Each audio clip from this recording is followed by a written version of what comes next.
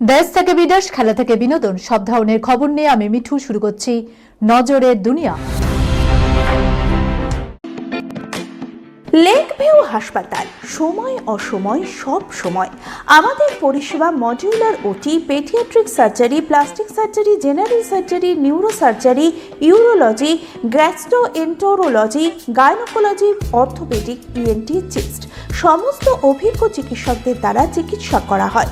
সর্বোন্নত ICU, HDU, pathology, সমস্ত রকমের USG, CT scan, X ray, FNAC, biopsy, tapping.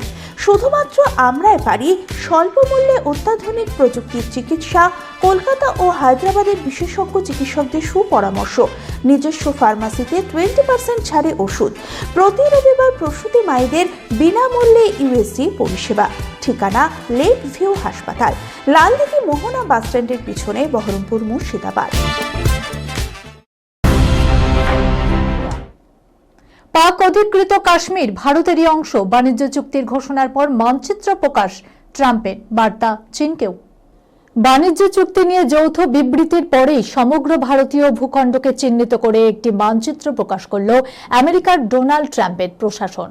সেখানে কেন্দ্রশাসিত অঞ্চল জম্মু ও কাশ্মীরকে ভারতের অংশ হিসেবে দেখানো হচ্ছে। লক্ষণীয়, তার মধ্যে পাকিস্তানের অবৈধভাবে দখল করা অংশ বা পাক অধিকৃত কাশ্মীরও রয়েছে। ভারত সার্বভৌম রাষ্ট্র। কেন্দ্রীয় সরকার বরাবর স্পষ্ট জানিয়ে এসেছে, পাক অধিকৃত কাশ্মীর ভারতেরই অবিচ্ছেদ্য অংশ। তাই আলাদা করে আমেরিকা তাতে সম্মতি প্রকাশ করলো কিনা তাতে কিছুই নির্ভর করে না। প্রসঙ্গত, যে আকছায় চীনকে বেজিং নিজেদের অংশ বলে দাবি করে, তাও রয়েছে ভারতের সেই মানচিত্রে। আমেরিকার প্রকাশিত এই মানচিত্র নিয়ে সংশ্লিষ্ট মহলের ব্যাখ্যা, এই পদক্ষেপের মাধ্যমে ওয়াশিংটন ইঙ্গিত দিয়েছে যে সে দেশের নেতৃত্বে ভারতের দাবির সঙ্গে সহমত। একই সঙ্গে তা পাকিস্তানের পক্ষে চরম অস্বস্তির কারণও হতে চলেছে। মেঘালয়ের কয়লা খনিতে চলত নিষিদ্ধ র্যাট হোল মাইনিং, দুর্ঘটনায় মৃতের সংখ্যা বেড়ে 18। মেঘালয়ে তাসখাই অঞ্চলের কয়লা খনিতে বিস্ফোরণে মৃত্যুর সংখ্যা বেড়ে দাঁড়িয়েছে 18-তে, আহত 8। তবে মনে করা হচ্ছে মৃতের সংখ্যা আরও অনেক বাড়তে পারে। ঘটনাস্থলে এখনও উদ্ধার কার্য চালাচ্ছে বিপর্যয় মোকাবিলা বাহিনী। সেনা ও বায়ুসেনাকেও ঘটনাস্থলে ডাকা হয়েছে। জানা গিয়েছে, ওই কয়লা খনি অবৈধ। র্যাট হোল পদ্ধতিতে কয়লা খনন করা হচ্ছিল সেখান থেকে। গোটা পরিস্থিতি খতিয়ে দেখা হচ্ছে। এদিন দুর্ঘটনার পর থেকে খনির মুখে কালো ধোঁয়া বেরোতে শুরু করে। বাইরে থাকা শ্রমিকরা মুহূর্তেই ভিড় জমায় খনির বাইরে। সেখানে কয়েকজন মহিলা ও শিশুকে দেখা যায়। জানা যায়, বিস্ফোরণ ঘটেছে খনির ভেতরে। ঘটনার পরই দ্রুত উদ্ধার কাজ শুরু করে দেয় মেঘালয় পুলিশ।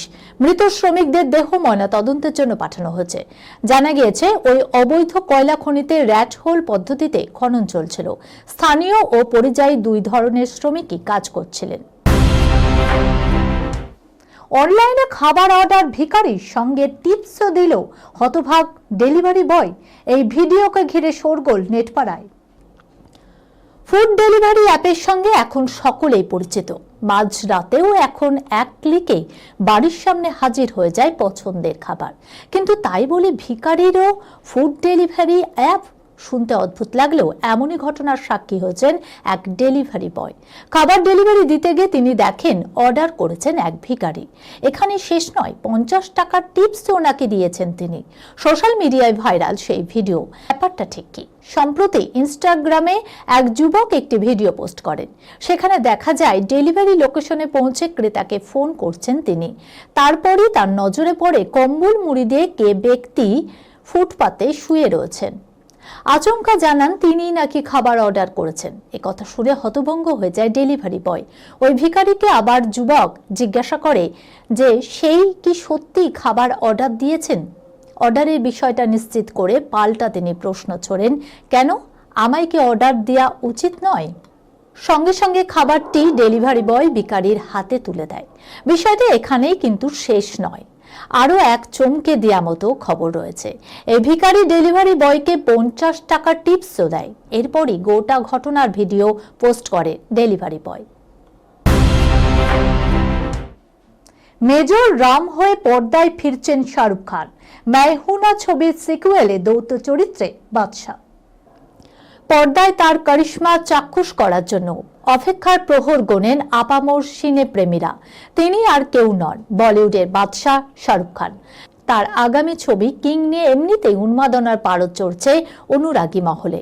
এর মাঝে বলিপাড়ায় কান পাতলে শোনা যাচ্ছে প্রায় এক যুগ পর পর্দায় ফের মেজর রামপ্রসাদ শর্মার ভূমিকায় ফিরছেন বলিউডের বাদশা। হ্যাঁ, ঠিকই ধরেছেন, এবার পর্দায় আসছে 2004 সালে মুক্তিপ্রাপ্ত मैं हूं ना ছবির সিকুয়েল।